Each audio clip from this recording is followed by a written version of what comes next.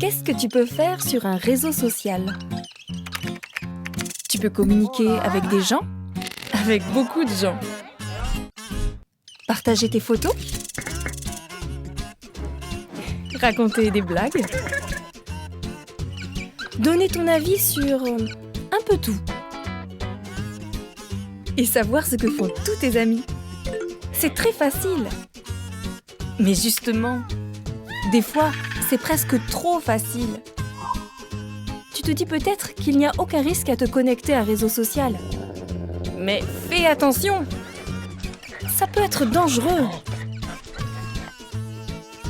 Alors, si tes parents te permettent d'avoir un compte, sois prudent. Ne te laisse pas avoir. Il y a une règle de base à respecter. Ne poste pas quelque chose que tu ne voudrais pas voir au journal télévisé ou en première page d'un journal. C'est valable pour des informations personnelles, comme ton numéro de téléphone, ton adresse ou le nom de ton école. Ne dis jamais quand tu n'es pas chez toi ou quand tu pars en vacances. Tu ne vois peut-être pas où est le problème, mais c'est exactement le genre d'informations dont les voleurs ont besoin pour cambrioler ta maison ou même prendre ton identité. Maintenant, parlons de ta réputation. Tes photos et tes commentaires en disent beaucoup sur toi. Alors si un jour t'as fait un truc un peu stupide, demande-toi, est-ce que je veux que les autres me voient tout le temps comme ça?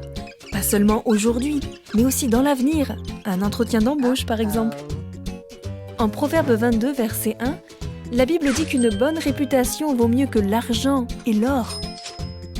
Ne crois pas qu'il suffit d'appuyer sur la touche « Supprimer ». Tu sais, poster quelque chose sur un réseau social, c'est un peu comme écrire avec de l'encre indélébile. Ok, donc tu dois faire attention à ce que tu postes. Mais réfléchis aussi à ceux avec qui tu communiques. Qui sont tes amis? Certains ont des centaines d'amis sur Internet. D'autres, des milliers. Tu penses peut-être, plus on a d'amis, mieux c'est, non? Eh bien, pas vraiment.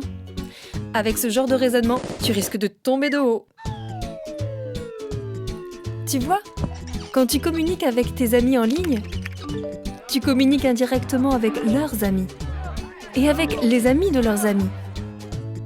Tu peux du coup te retrouver à voir les messages de personnes que tu ne connais même pas et qui ont des valeurs et des croyances différentes des tiennes. Elles utilisent peut-être un langage grossier ou postent des choses que tu sais être mauvaises. Ce n'est pas le genre d'amis avec qui tu veux passer du temps, même en ligne. Il y a un autre danger. En Psaume 26, verset 4, la Bible nous dit de faire attention à ceux qui cachent ce qu'ils sont.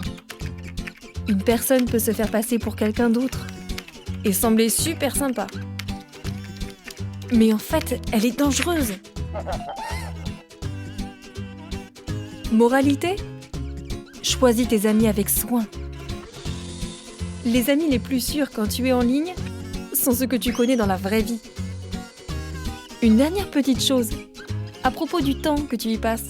Si tu es sans arrêt connecté pour regarder les derniers messages, tu risques de devenir accro.